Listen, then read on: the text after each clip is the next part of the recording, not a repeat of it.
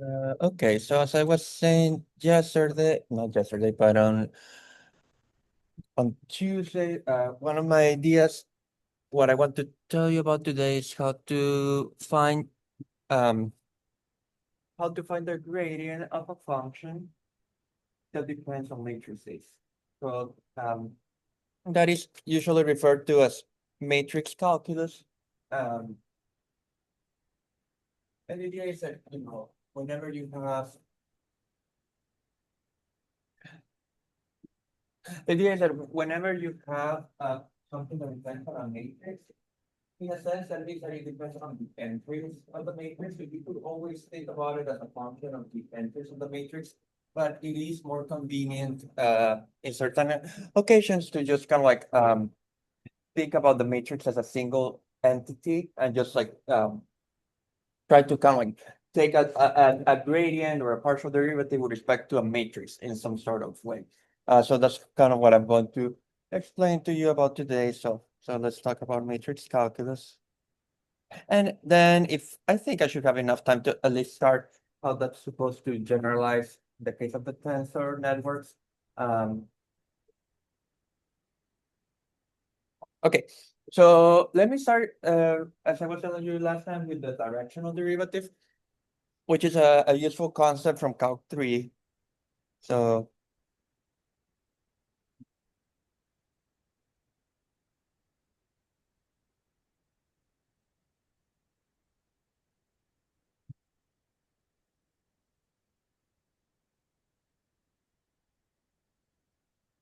so in Calc 3, right, if you had a point,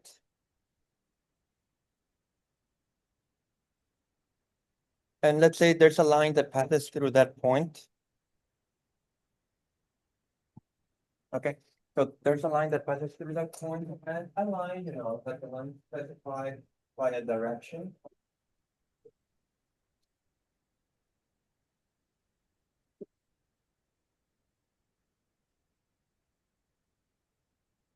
In Calc 3, like usually the direction of the line was called a vector V, right? And then you called you can think of this point as kind of like the initial position on the line, right? So this would be your position at time 0. So you would call this R of 0. And then this would have been like let's say this is your position at time t, R of t. And the equation of the line is that your position at time t is your initial position plus the time of velocity factor, right? Because if you move on a line, you essentially can move at constant velocity. It's kind of like the idea, right?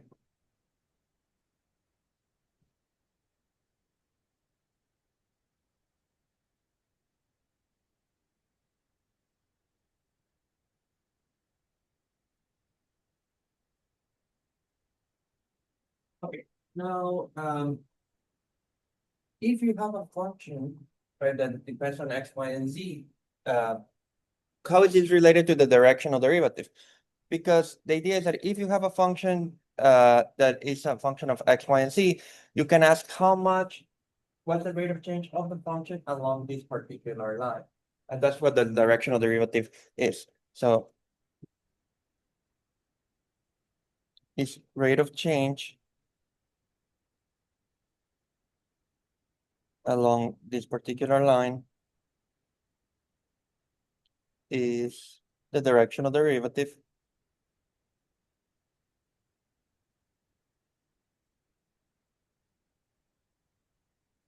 And there was this notation for the directional derivative, which was the derivative of f in the direction d, in the direction of f with d. Okay.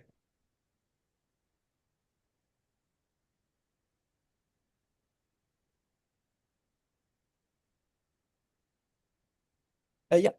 So, okay. Well, that is for the end of quantum. Yes. That is for the end of finite, but that's not the original definition. Right. It just happens to be that that's equal to it, right? But uh, but kind of like the definition of the direction derivative is like you have a direction. Let's say you start moving in that direction, the function changes in that direction. So the rate of change of the function in that direction, like the direction of the derivative.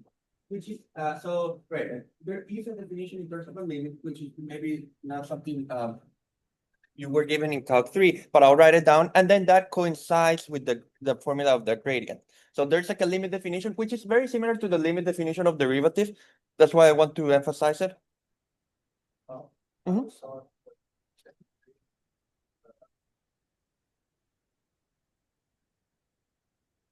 It always points in the maximum direction. Yeah, nice.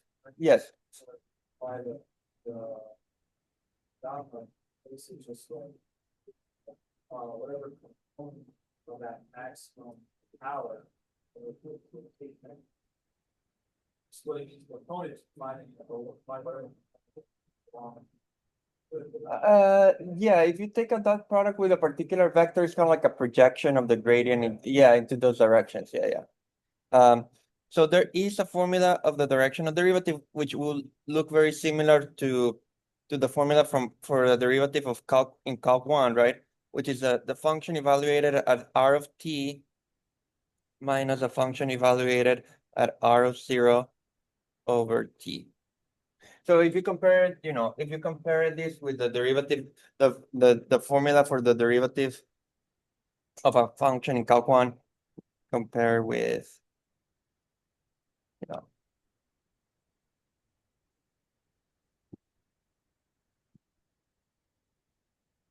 well, usually there is like you use a h. So I just using speed because I prefer to think about it at time. But it's not like almost at the same point, right? Just a little bit like cosmetic changes because now it's not like a coordinate, it's a vector, but except for that it's more like the same point. Okay, and then because well, there's like a kind of like long story about the chain rules, from all the variable calculus. But once you do that, then you can show that this is the definition of the rectangular is of into that part between the gradient and the direction vector. Okay.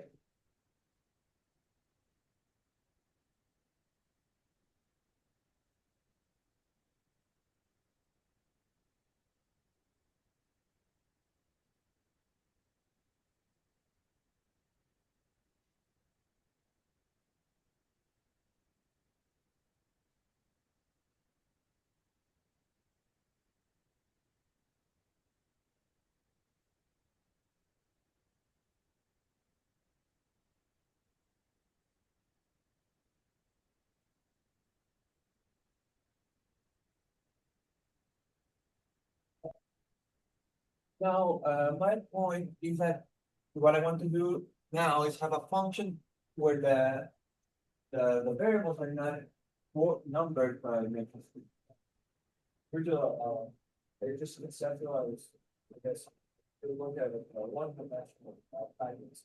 If it's home of the derivative, you'll be changing them. That's Right, it would be like, oh, you want to see how the functions you can any random progressions. Well, the thing that in calculus, the difference is in Calc 1, you're sketching the graph. Right, when you sketch out the graph, that's where you get the curve on the XY plane, right? But if you want to think about it more, Like if you make like a change of basis, like, oh, you get X, Y at a graph. But then all of a sudden, it's two different coordinates, and I want to see how it changes along the way. yeah, but it's more, what I'm trying to say is like, if you want to do a comparison, with like, like here, if you want to compare it with the calculus 1 situation, you wouldn't draw the graph. So you just kind of like, if you are in Calc 1, you can either walk left or right. That's the only two things that you can do in calculus because there's only one dimensions of directions. So you have like that's why I always use the thermometer temperature analogy in Calc 3 because it's a scalar, which is very easy to, you have like a thermometer, you move to east, west, how much is the temperature changing? But so there's no, but the motion is just like horizontal. And so, for example, when you have a function of three variables, right, like, the graph is in four dimensions, so you never see the graph itself. right? But still, it's like you can move in any, now you can just move in any direction in three Oh, dimensions. You see what I mean? So, Yeah. so it's a little bit of an, I mean, Did you think about it? correct, it's only about how the inputs change, that's what I was trying to say. It's only about one, since you always draw the output because you can, because, yeah, that only requires one more axis, that can cause confusion, about what's being changed, but it's only the X input that's being changed, right? And that, of course, changes the output, but you kind of just think about like the input being what we control, right? Uh, okay, so what I want to do, kind of like the nice thing about the formula, this formula is that this formula kind of like works even if the input R matrix is instead of like very for like regular numbers. So that's what I'm going to show you next. Okay. So how is this connected to our problem? Back to our problem of last time. So what I had last time was this matrix, right? Which was like an M by N matrix. Right? And I was trying to find kind of like the like an approximation of this matrix in terms of like rank R, right? So we were trying to find the closest rank R matrix to it.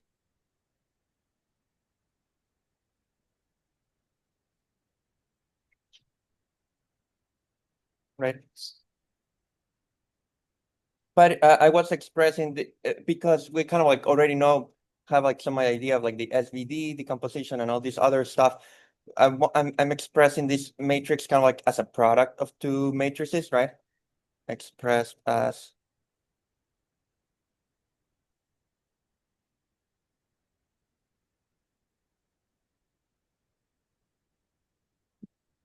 so right, like I'm really trying to find two matrices. One is M times R and the other is R times N, right? So R is kind of like the rank here. And so the idea is that you have a function of the two matrices U and V which is kind of like the distance square or let's do 1/2. You'll see that the 1/2 is just convenient. So it's 1/2 of the distance square between A and this. Let me use a transpose so that it looks the same as before.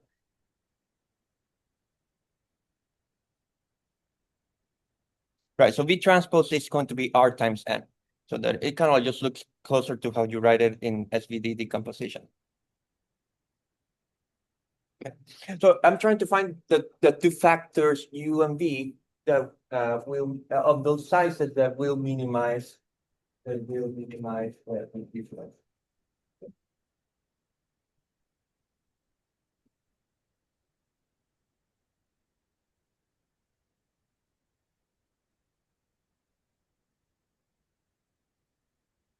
So U and V are kind of like playing the role of X and Y, but instead of being ordinary numbers or scalars, they just become matrices. But I want to kind of like consider this kind of like in the same way, which what would be kind of like a gradient in the direction of the matrix Q or a gradient in the direction of the matrix V and things of that sort.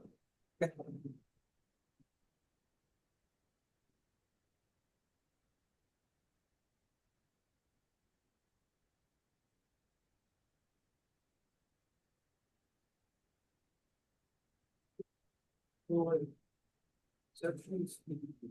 Doesn't have the matrices, but it's a subspaces. Well, if you have the row and the column space of a matrix, 100% subspace, but the matrix itself, the matrix itself is more like a vector, and that's in like, like a matrix like this, like for example, a 2 by 2 matrix, right? That has 4 numbers, right? So it is just like an arrangement of 4 numbers in a different way, right? So like the way I'm thinking about it is more kind of like those being like a point in a space of 4 dimensions. Yeah, you know what I mean? Yeah. So I'm not thinking necessarily about the vector subspaces that they represent because, yeah, if you look at the row space or their column space, they do give you some vector subspace. But I think more about it as, yeah, you have like a 2 by 2 matrix that is something in R4, you know, because that's for entries, but it's just rearranged in a funny way. So it is kind of like a vector from that perspective, that's the confusing part, right? Like a vector is anything that belongs to a vector space. What is a vector space? Something that you can add and multiply by a scalar. Since matrices can be added and multiplied by scalars, they kind of count as vectors from that perspective. Okay. So all that I'm saying is that, in a regular function of two variables, right? Like the variables themselves are x and y, each of them are scalars, right? I'm just thinking now as a function, this is kind of like a function of two variables, but now the variables themselves are made. Oh, no, no, I think that now is not doing yet. Okay, let's see. It's useful to kind of like simplify this a little bit further. I mean, expand this out. Uh,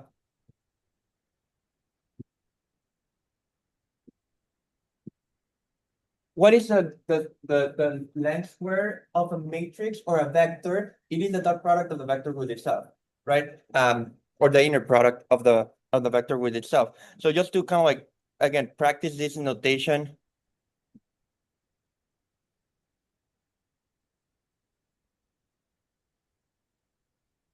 That's how it looks. Again, like if you're more comfortable with the traditional notation, uh, what I'm writing is, if you, what I'm writing is like A minus U V transpose dot A minus U V transpose. It's kind of like the same thing, but again, the dot usually is really just reserved when they're thinking about the literal column vector. Anywhere else, like for anything else, like you can use this about that in a way.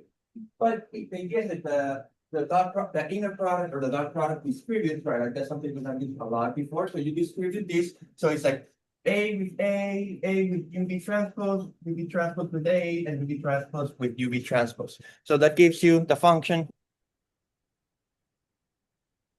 Gives you 1/2 of A with A. Okay.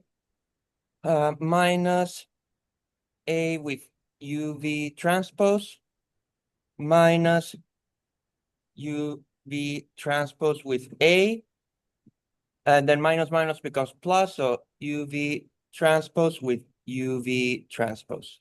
Okay, I need more space. Let me see if I can fit this a little bit better.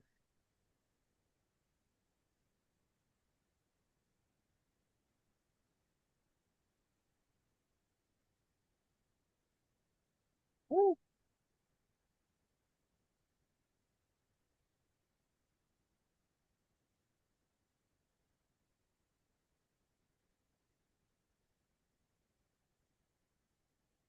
And then the dot product, it doesn't matter, or the inner product, it doesn't matter in which order you take the inner product, right?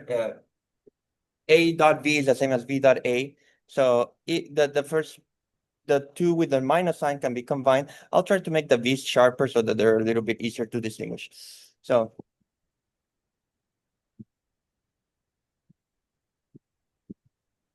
and then the inner product of A with itself is just the length of A squared, or the norm square of the matrix. Okay, minus 2 times A UV transpose. And I'll leave this one. I mean, like you could also write the other one as the length square of UV transpose, but actually that one will be a bit more convenient to keep it this way in a moment. You'll see why.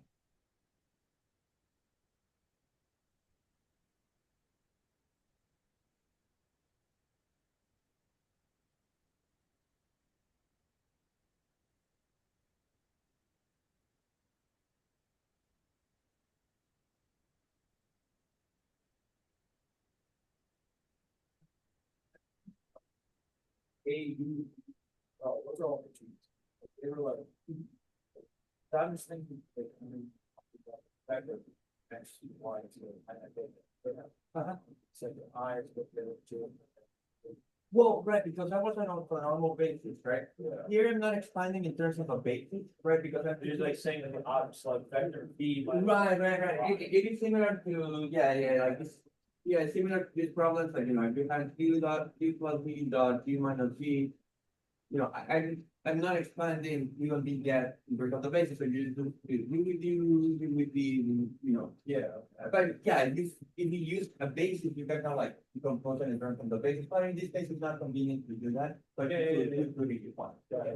Right. And it kind of like, and again, it's just basically the property of the inner product that you can always do this, so in order to become like an even product, you need to be able to distribute like in the way I did. So it also applies when you have like the inner product between functions, which is like the one that integrates the same property both like because otherwise you just wouldn't be called like an inner product. Almost by definition of what an inner product has to be. That's why by linear meant that it was linear in each entry, but you know. So okay, so this is like a different way to rewrite the function. Okay, now everyone, so far so good, everyone with me? Okay, so what I'm saying now is that now let's pretend, and this is kind of going to be related to this optimization thing that I had mentioned before. So let's pretend that you fix the matrix B temporarily. So I'm going to write it down like already kind of like thinking about it as a sequence, an algorithm. So my step 0 will be to just start with an initial matrix B. Okay, so let's just fix for the moment.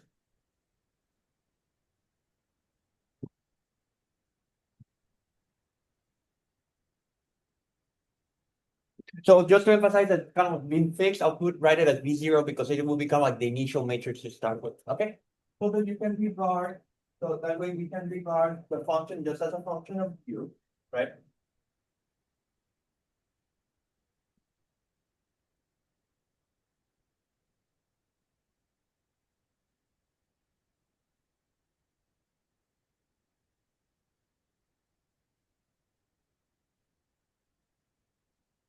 So this is the same function as before. I'll just kind of like emphasize that my interpretation has changed because I have fixed the value of the matrix V, right? So it's the same thing as before, but it's just with like instead of V, V naught, right? Kind of like. So it's just a matrix. No, it's just like a function that depends on V.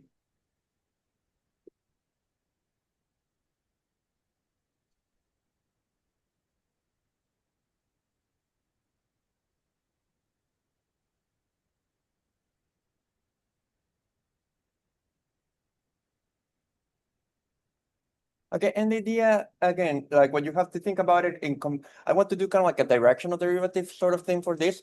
So you have to imagine instead of having like an x-axis, a y-axis, and a z-axis, you have kind of like an axis for matrices, right? Like so there's like a space of matrices, right? Because the matrices of size what was U was a matrix of size n by r, so that forms a vector space, right? So there is, you know, kind of like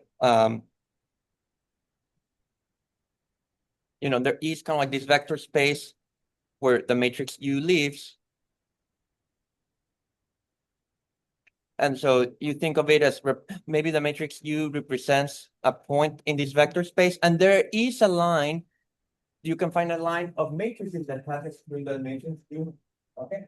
And just as before, a line is specified by a direction, but the direction is now, there's a direction, the vector is now a direction, a matrix direction, or direction matrix. I guess direction matrix sounds better.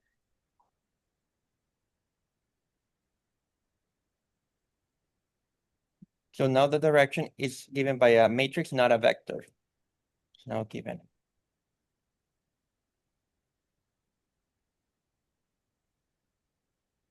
I don't have everyone taken differential equations? Have you seen the Newton notation for derivative, like the fluxion derivative notation instead of prime notation, like the dot notation? Oh, no, they don't say it anymore, but that's not unfortunate because it's super nice notation. So, like back in the day, so probably, okay, so if you have a function, you probably remember f prime as notation for derivative. I am sure, like, obviously, like we do use a lot of the time the FDX, which is like the one that Leibniz came up with. So Newton had like a very similar notation when he developed calculus, which was closer to the prime notation, but he would just put like a dot on top of the function. So instead of a prime, he would just write like f dot. That's called the fluxion notation, which is very nice when you're taking time derivatives in ODEs, because, instead of like, if you have like Cook's law or something like that, where, I don't know, it's like minus k over n x or whatever, because it's two derivatives, you put x dot dot. And so because time is an important variable, so when you're emphasizing that you are taking a derivative with respect to time, you kind of like just reserve the dots for that. Whereas the prime would be for any variable without the time interpretation. So whenever you're taking a time derivative, the dots will assign that in that sense.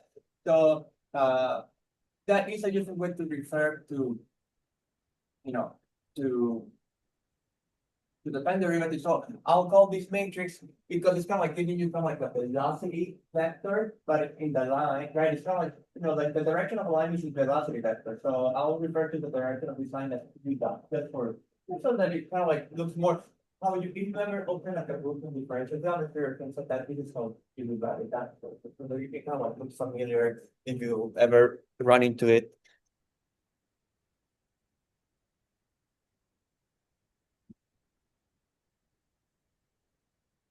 And how do we know that, like, operation at two, or the operation on dot that was two?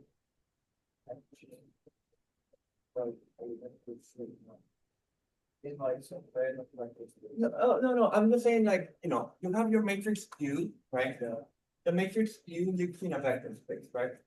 The vector space just looks like an R3 or R4 or R7, depending on like the number of entries of the matrix. I'm just saying, like, this has no relationship whatsoever with the function. I'm just saying, let's just say there's a line passing through the matrix. In the same way as before, how I started the picture at the beginning of the class, you see? I started with the line passing through a point, and then I introduced the function, which is what I'm about to, well, we already have the function, but right now, like, this line is not related to the function at all. What you can do next, which is what I'm about to do, is that we already had a function of u, so you can ask how much is this function changing along the line, which is what I'm about to do next. Yeah. So what I'm going to find is the direction of the derivative of the function along that line. And then you see the gradient pop out of the calculation. So, and that would tell you what is, because again, the idea is like, what is a gradient? Again, if you remember from Calc 3, the gradient is found by the partial derivative with respect to x, partial derivative with respect to y, partial derivative with respect to z, etc., etc. And so here we're kind of like, the gradient with respect to u is kind of like a partial derivative with respect to the matrix U. That is more or less what that will represent. But of course, like, if you just think about what that should mean, it is not super clear what it means if you look at this formula, how do you find it? You have to be careful, actually.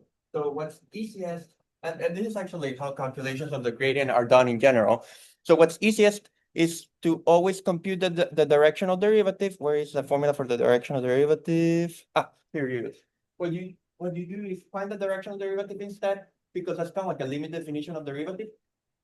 And then you'll see a dot product pop out, and then you identify whatever appears in the dot product as the gradient. So that's kind of like the more elegant way of finding the gradient. And that's usually how it's found in more like general contexts. So I'll show you, you'll see what I mean once I start doing it. So yeah, I'll just copy paste this definition of the gradient. Sorry, this definition of the directional derivative, but apply to the matrix U. So I'm going to find. So I'm going to erase this in a moment, but I'm going to find the directional derivative of the function in the direction of the matrix U dot, because again, this is U dot is kind of like E from before.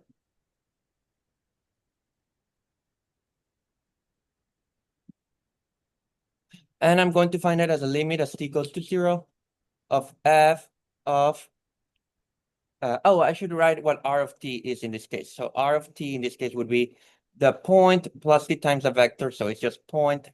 The point is now a matrix plus t times the vector is now a matrix also. So it's like the same formula for point plus t times the vector, but it's not matrix. No. So it's going to be of t.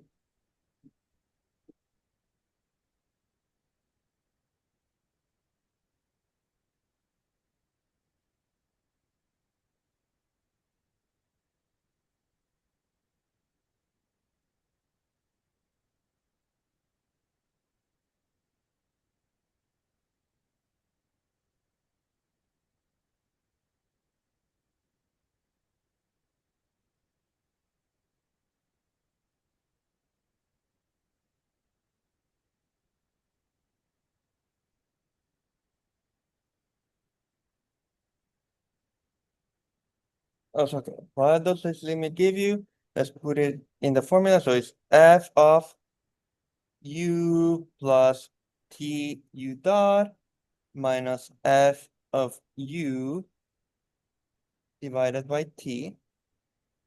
Yes. Or it's not really effective. No, it's equal, right? It's like a vector of right.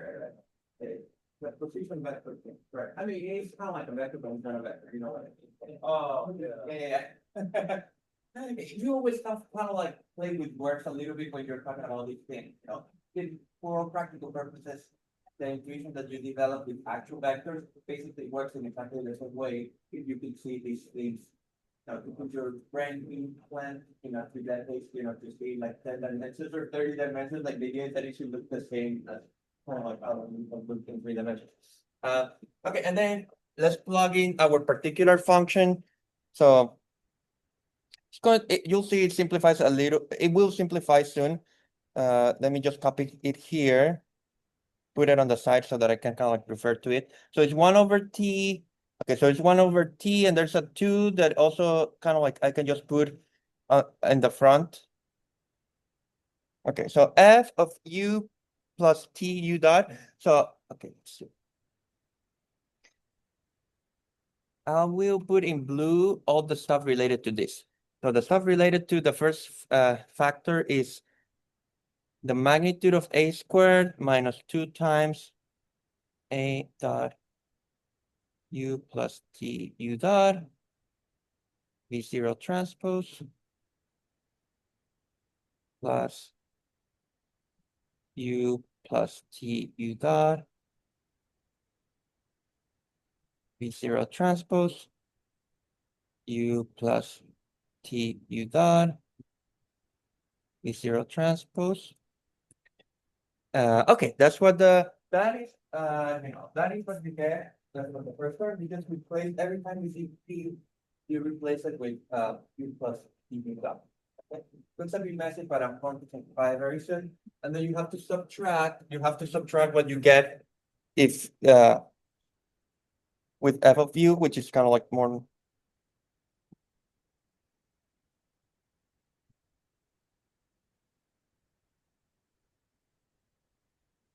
So I'm just flipping the signs here because it needs to be subtracted, right?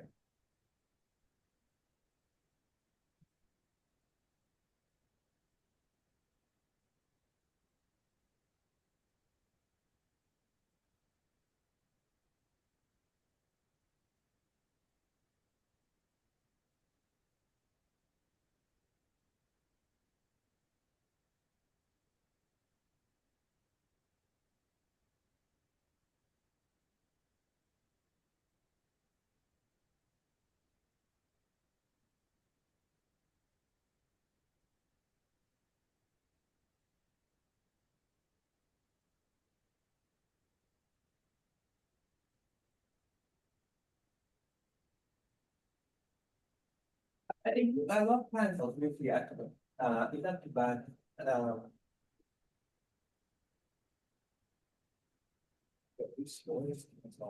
the scores cancel out, and there's other sum that cancel out because of the linearity of the number. It's actually how you find just kind of connected to these scores. If you do like a linear regression problem, and you find this is essentially if you try to find the gradient of the problem, like like the minimizer, that you if you do it by brute force calculus approach, you essentially are going to be working with the same sort of like computation.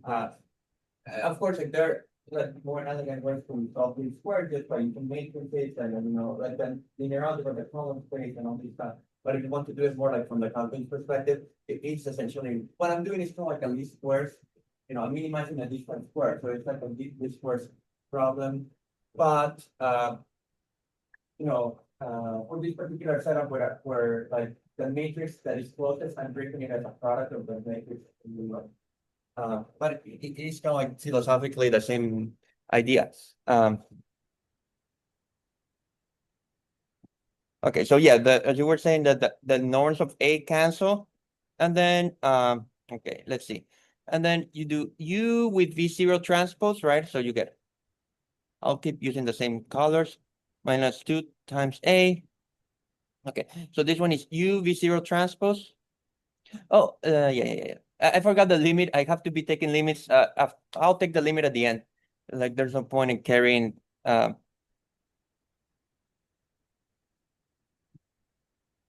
And then again, this is you can kind of like break it into pieces because of the linearity. And so you also do T U dot with V0 transpose. So minus 2A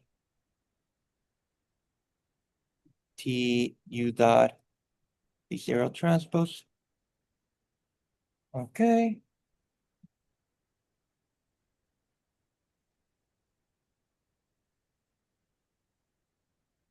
Okay, and then you kind of like do the same. You kind of break it in the same way as this one. You do well. Let me do it one. I'll write this a bit better first.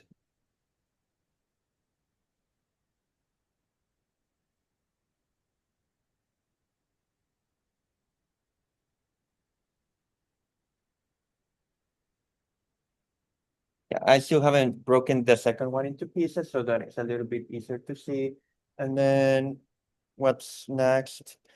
Oh yes. Oh right. Yeah. I don't. I didn't write the plus. Thanks for catching that. Good. Let me. Let's put the plus here. Good. And then, right, and maybe just to indicate that this is what canceled in this step here, let's put that.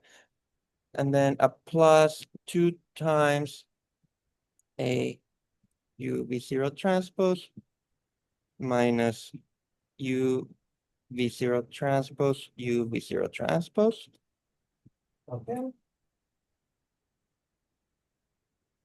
So there's also something that already cancels again. The first terms cancel one more time, right?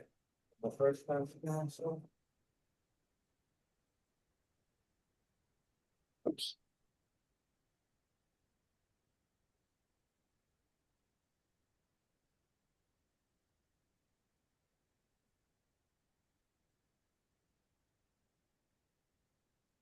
Going to cancel.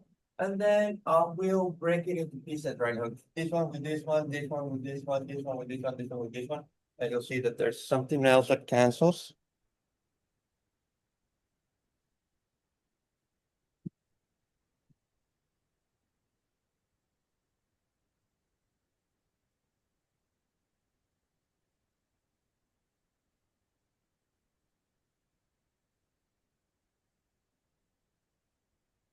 Let's take out the t because the t is a scalar also. So I'll take out the t from the calculation, put it in the front. So minus 2t.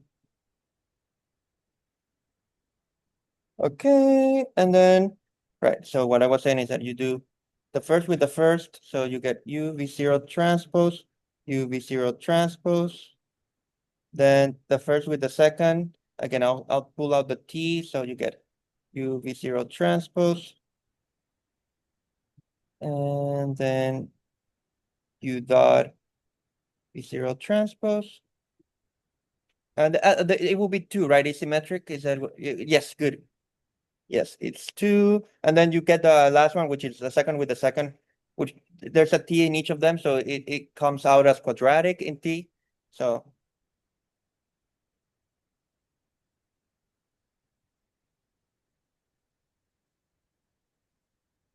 minus the pink thing.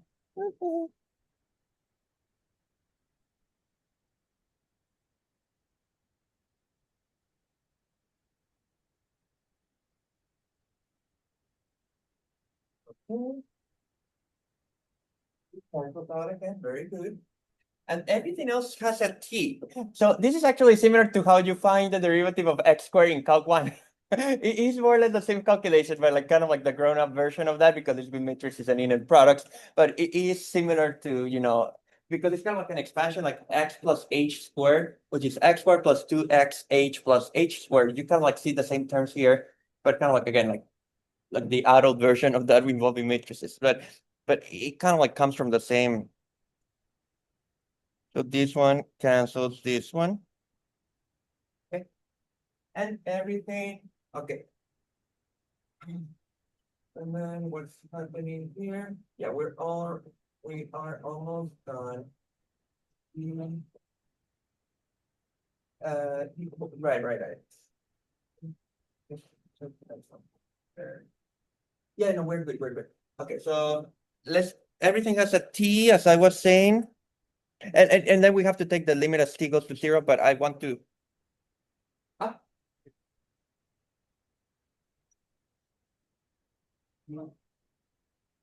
Oh, right. I will, yes, I'll do that in a moment, just give me a second, but yeah, I'll kind of do some combination as well. In a moment. I just want to kind of like.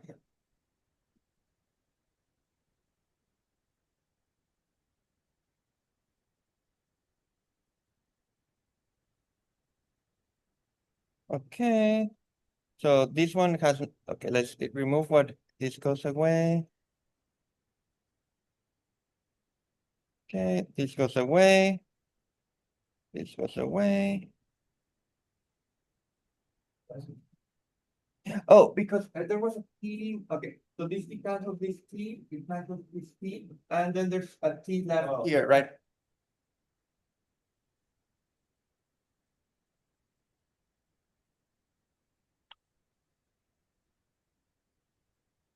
That makes sense.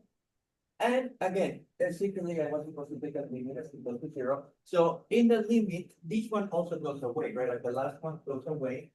So as t goes to 0. Right, so let's write that down. As t goes to 0. What we just found is that the directional derivative of the function, the direction of the vector u dot, which again is kind of like a matrix of directions. What we just found is that the directional derivative of f in the direction of the matrix u dot. Okay, okay, this goes away. There's a 2 everywhere, right? So that the 2 also go away. So what does that give you? It just gives you, okay, let me write it this way. It gives you minus a u dot b 0 transpose, okay, plus u b 0 transpose u dot b 0 transpose. Okay.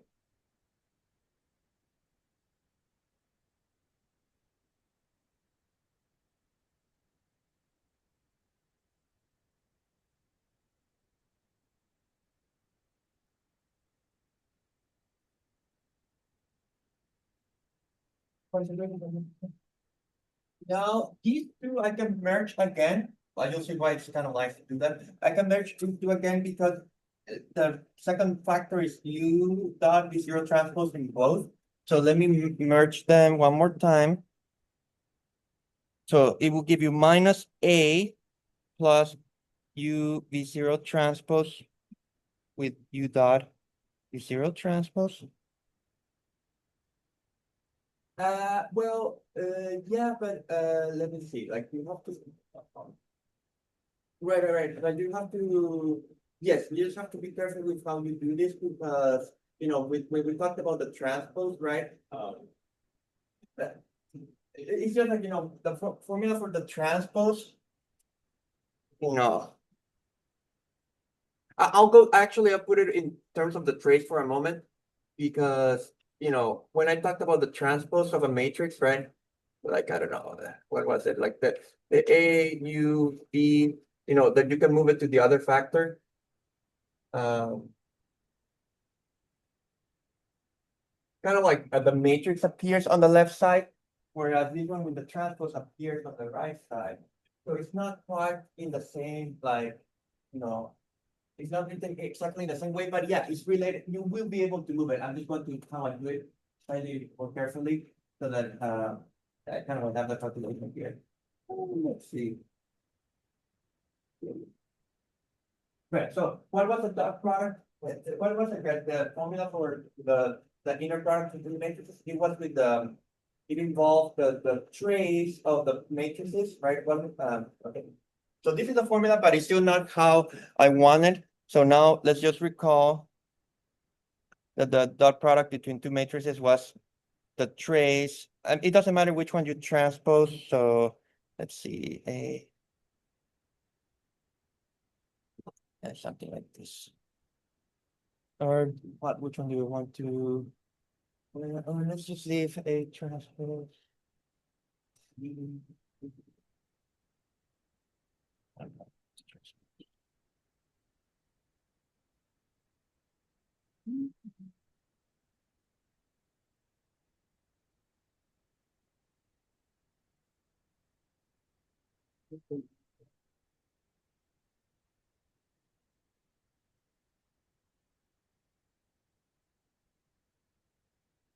Yes, let's do it this way and see. Well, in the worst case, you can always change it. So.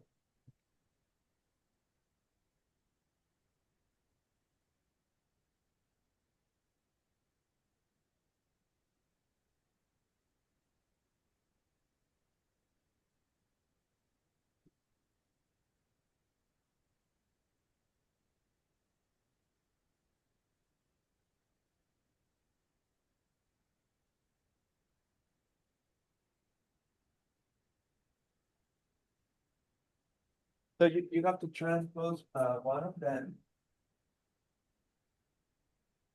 Yeah, you'll see what the trick that I'm about to do is.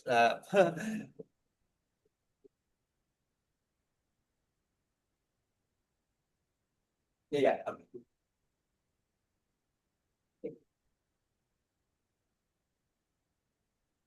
Okay, so the transpose of a product is that, the transpose by reversing order, right? So this is the same as the trace of minus A plus U V0 transpose times V0 transpose becomes V0, right? And then U dot transpose, okay? And then I just kind of consider V0 now as part of the, it's like kind of like clever, right? You just consider V0 as part of the first parenthesis, like so it is can be this can all be reinterpreted as the inner product of minus A plus U V0 T times V0 dot with U dot.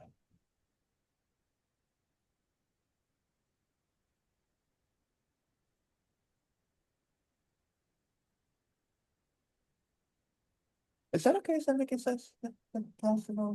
Okay, and now comes the cool part. And you'll see so this should be the gradient, right? Like that thing, that thing is the gradient. But let me just like kind of like make the analogy clear, right? So again, Calc 3 was that the directional derivative. The directional derivative of a function in the direction of the vector v was the gradient dot the vector v, which in our Dirac notation is just the gradient with the graph or the gradient with the vector. Okay, and but we just found now what we have is that the directional derivative in the direction of the vector u dot of the matrix u dot of the function f is, minus A plus U V0 transpose times V0 with U dot. So by comparison, right? by comparison, whatever is on the left side should be the gradient. So the gradient ends up being that thing. So the gradient of the function with respect to the variable u, because we were varying the variable u. So let me write it this way. For the gradient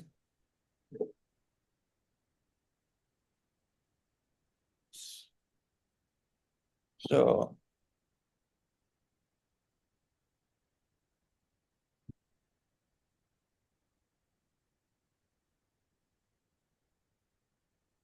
and it's better, I mean, this put the one with the positive sign first, so that it's a bit better.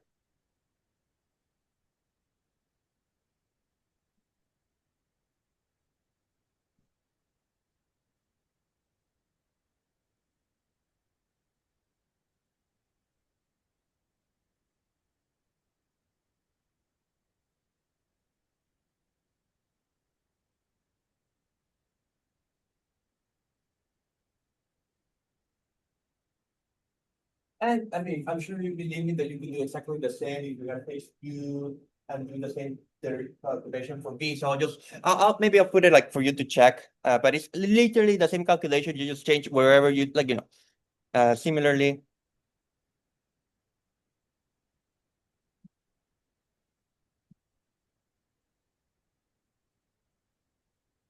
If you had fixed u instead of b, right, the gradient with respect to v would have been something like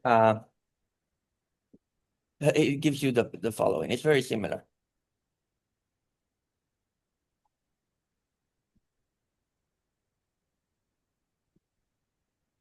This is like actually like a fun calculation to do.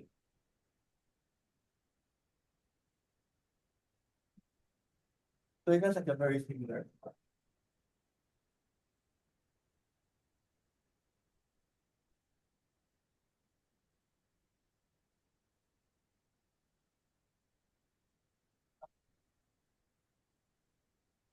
Right. Yeah, strictly speaking, yeah. I mean, right, like you don't, yeah, I can drop the V knots if you want, right? Like that's kind of like a psychological thing that you do temporarily. But yeah, like just to emphasize that yes, but right, yes, like the formula, the way it's written, if you kind of like find it somewhere, yes, it would, you can like drop the V knot. Like I just need to take that so that you make it more clear that what's no longer thinking of it as a, as a variable, okay? And so you can kind of like already see the problem that we had, because what would be a critical point for this function? It would be a point. What was a critical point? It's a point where all like the gradient vanish. In this case, that means that both gradients should vanish, right? Because it's kind of like the partial derivative in the direction of the matrix u, the partial derivative in the direction of the matrix b. So a critical point, a critical point would have to be a pair of matrices that satisfy two homogeneous equations where you just set them equal to the zero matrix. So a pair u comma v would be a critical point for f. So you can imagine, like, in the calculated problems where you were finding critical points of functions of two variables, and now you're trying to do the same for matrices, right? So like would be a critical point of f if it solves that system of equations. So if it solves that u v transpose minus AV equals the zero matrix, right? So this is like the zero matrix of the appropriate size, right? And then UV minus A transpose U again would be the zero matrix of the appropriate size. The thing is, like, this is almost like a highly nonlinear difficult, like solving this system of equations directly, it is really complicated. Like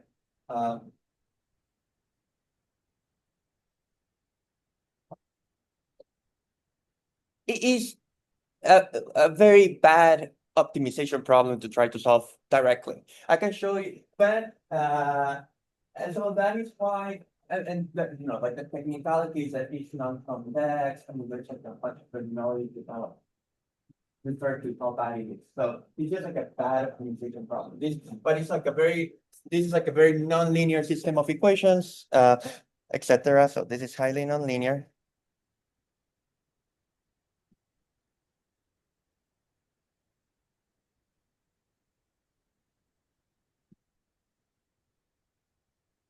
So basically, this acronym of least squares method that I was telling you about last time kind of like tackles the problem not directly, but kind of like breaks it into pieces. So the idea is that kind of like as a sequence, I'll write it down like in the code right there. You fix a V0, you fix your matrix V0. So you only have to solve the first equation, right?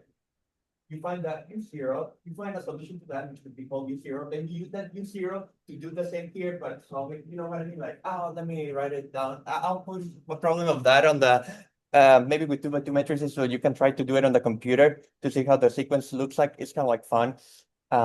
So in alternating optimization,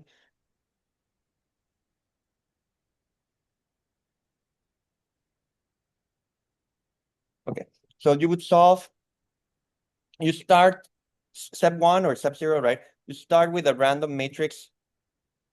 Well, I mean, of course, like, you know, you'll see that it shouldn't be that random so that like the system, at least you need something like some invertibility assumptions. But let's just start with a matrix V0. Okay.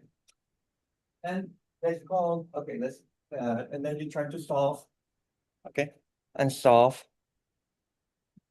the gradient with respect to U of the of F should be the zero matrix. So again, that is the equation that you see there.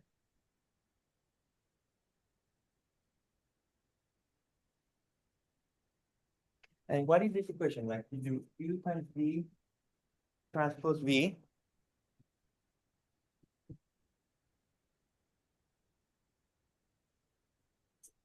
This is the grand matrix, right? Like this is how a least squares appears. Now you see the least squares solution, like kind of like, so this is so this is U V transpose V equals A times V. Okay. And unless if your initial, sorry, I should put like U V0 just to emphasize that I fix, you know, that I fix the V. And if at least the matrix shows, you know, has like this, I don't know if I may have mentioned this, like this product is called like a grand matrix. So if this is always square, right? Like it's like the type of matrix we consider in SPD decomposition, right? So if this one is invertible, you can multiply by the inverse on both sides of the equation. And then you get that the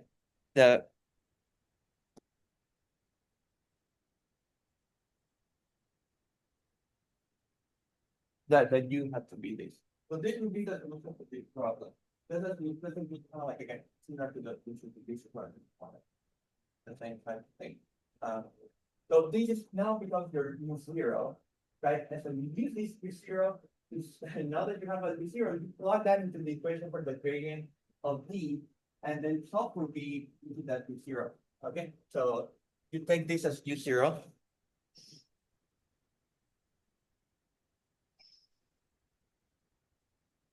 Okay, so now you found U0. And then how do you find V1? V1 solve, you know, so then it's kind of like going a zigzag back and forth. Okay, so with then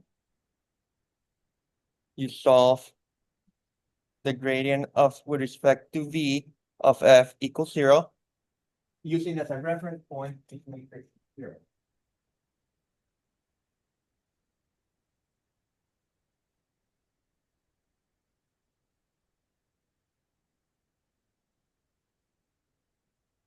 So the equation were, these were the equations for the other one, right? But again, now we have this U0, and you see it's almost identical to what you need to solve here. What does that give you? That if you take the transpose first, that gives you A transpose. Sorry, is the transpose of the first one. The transpose of the first one becomes V U0 transpose minus A transpose times U0 equals 0. So that gives you V U0 transpose U0 minus A transpose U0 equals 0. So that it gives you V U0 transpose. I mean, it's very symmetric as you may have expected, right? It's almost the same thing. Okay, and so to solve for this one, you know, again, if everything cross your like that everything hopefully works out, right? Then you can, if you cannot invert it, you have to use pseudo inverse, or you have to do some. I mean, there's some numerical analysis type things that you would do to kind of like fix this thing. But I'm kind of working in the ideal world where everything can be, the things that I need to invert can be inverted and things like that. So there's a matrix that solves the system of equation just by multiplying by the inverse of this one. So that would, the solution to that would become V1. Right, and then you iterate, boop, boop, boop, boop. And that, for example, in the case of SVD, that converges to the matrices of the SVD decomposition. Like it's just that there is a similar idea that, because we try to start today, but there's a similar idea that you can do with tensor networks, where kind of like you optimize by changing one of the cores at a time, and then you can like. So then you have to switch, because a tensor has like a bunch of cores, right? Like kind of a bunch of circles. You do the first circle, then you move to the second circle, the third one, and then it's kind of like a back and forth, kind of like left, right, left, right, left, right. I mean, that's one of the circles, right? There are different ways to sweep it out, but kind of like the most natural one is to go from the beginning to the end, and then once you're at the end, you go back to the beginning, and then once you're at the beginning, you go back to the end until the function has dropped by an amount that you find reasonable. You have to specify, you know, what you would be willing to accept, you know.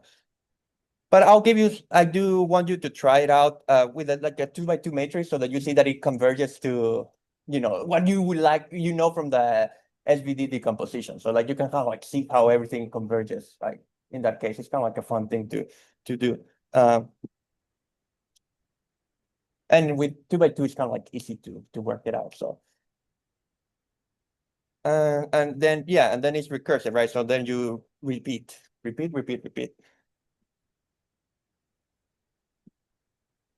But yeah, but the idea is like, at least in the case of the matrices, like that more or less does converge to what you would expect it to converge. But in the case of tensors, it's a way more subtle, like, you know, like whether it converge or not, things of that sort. So, but yeah, I'll give you some. There's, and you can even do this.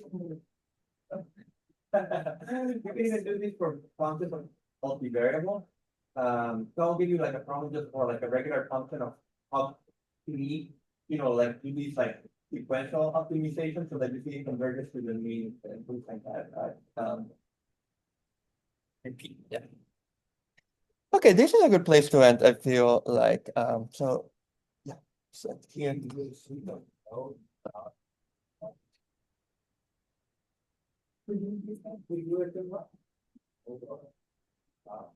Well, you got to have been anything, right? It was just like a random direction. Right, random direction. You have to do it for a random direction, right? Yeah, because that the gradient is a vector that has a property that for any random direction, the direction of the gradient is the dot product with the gradient. So you do need to assume that the direction is random. The thing is that you can do this more like you want the gradient to be 0%. Well, it's kind of like that again. What if the gradient is still kind of like the same, the direction of maximum increase. So when you are a mean or a max, it has to collapse because otherwise you can increase or decrease. You know, to increase a function more if the gradient is not 0, or you can decrease it more if you just move in the direction of minus the gradient. So for a mean or a max, the gradient always has to balance. Yeah. That's how gradient descent works in like the neuroscience and all this stuff. But you have you have like this loss function, and then you're trying to minimize the error when you're training them, and then you have to follow the gradient. That's minus the gradient because they're trying to minimize like the error, right? Like that.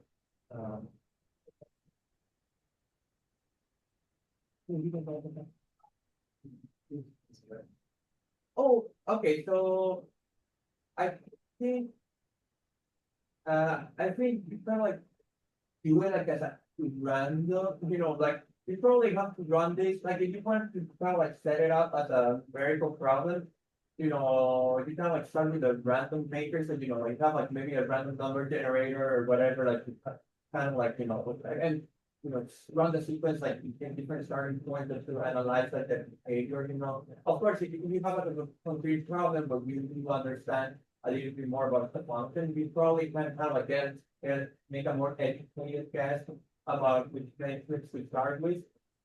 But, you know, it's not like one of these things, you know, there are all these probability statements that we, you know, probability one, like you basically, if you choose a matrix that randomly converge or something of that sort, you know, so you have to be unlucky.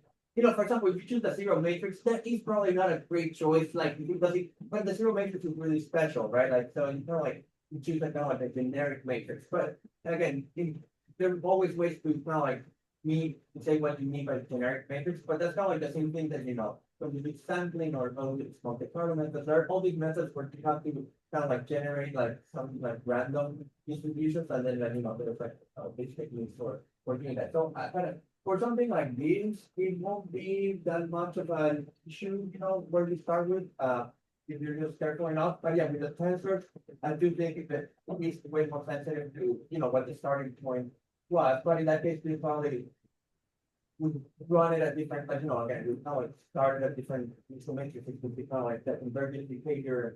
I mean, even like in numerical analysis, when you're finding, you know, you have done like distribution methods for finding roots of polynomials or things like that. Even that is sensitive sometimes to what the initial point is, and that's just like it's such a small thing compared to what you're doing here, right? So like, you know, there's a little bit of like you develop sort of like there's sixth sense for what how you should do this, but I don't know like that, yeah, I think like uh they have their ways, but I think I'm sure like there's a little bit of trial and error when they do that because, you know, even again, because even for like regular numerical problems of finding roots, you have to have like a little bit of like make a and then educated guess before you would start it, you know. I have two questions, so, first one would be like, how do we know that, the people, this thing will go, so will converge? So in this case, they are convergence theorems, but in the case of the tensors, only under certain circumstances, you know, that we converge. So it's not that. But I'm saying like, Well, I don't see like how like you. Oh, the I thing is, could see the intuition behind, oh, just. We'll throw in random V zero and we'll get a U zero. the thing is like that at every step you're minimizing the value of the function. Yeah. Because like you're finding kind of like a partial mean.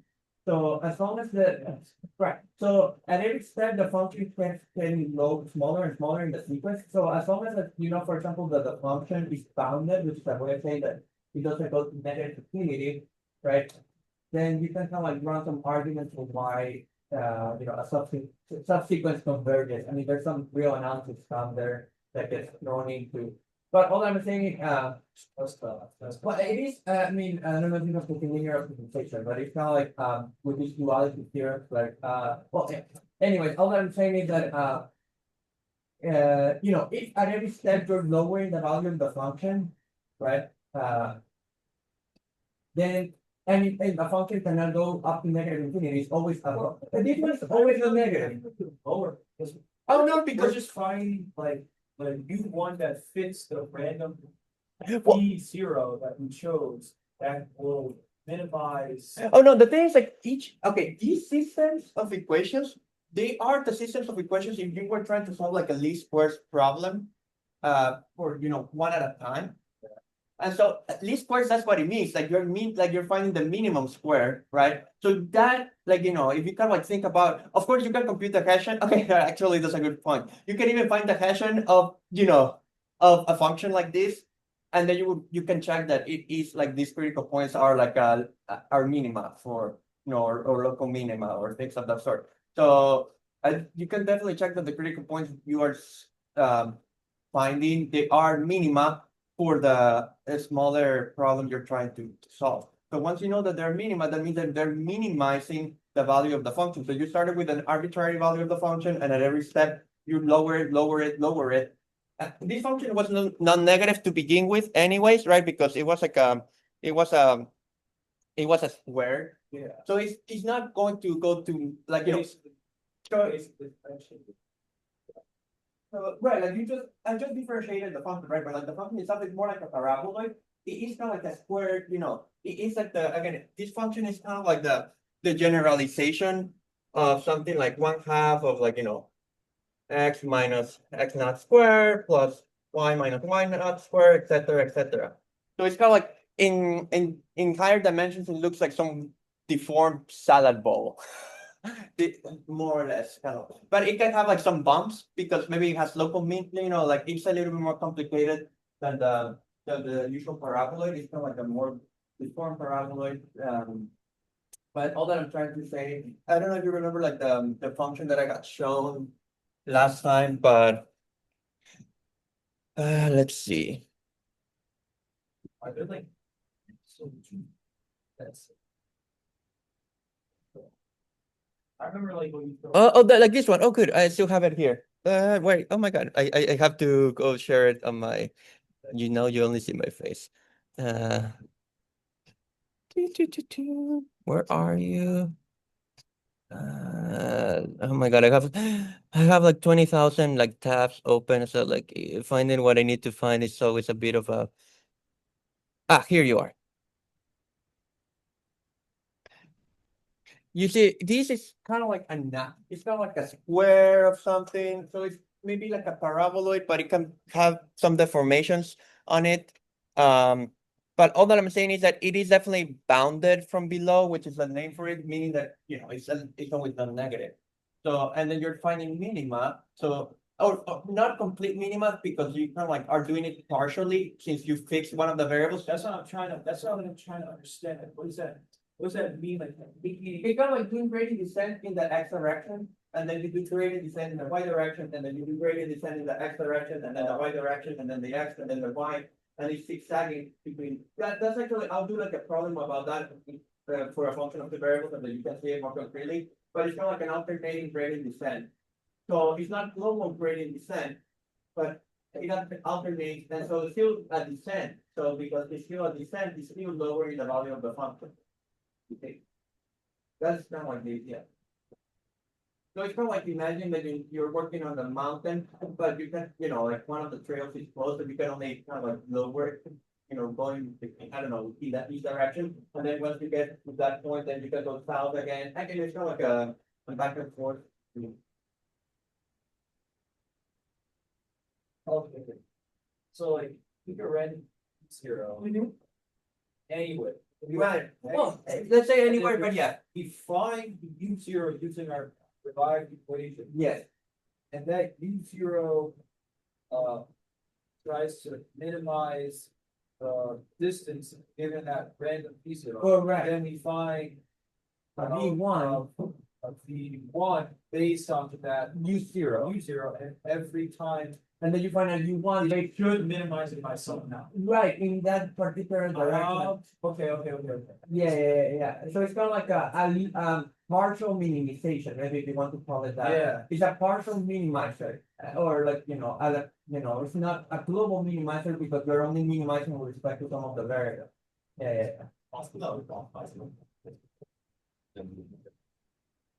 Yeah, I mean, as always, like, you have to have hypotheses for all these theorems, right? But yeah, so you can always put up with some counter examples, like some natural ones where, like, yeah, if you don't have certain hypotheses, then maybe you can even get stuck at a saddle point, actually. Yeah. So certain things can go wrong, but it's like for like, a specific technical problem, Yeah, the start at the very top. Right. It's 0. But I'm just saying, like, this is a philosophical idea, and then the execution runs in, can run into issues like as with anything in numerical methods, Yeah. So, but like the philosophy is like in the best world scenario, this is what would happen, right? But then you can always come up, with like other examples, or like if you weaken certain conditions, like then that it may not work as you wanted it to work, but this is kind of like what you would want it to work, right? Yeah. But yeah, there's you do need hypotheses to, but this, since this refers to this topic of non-convex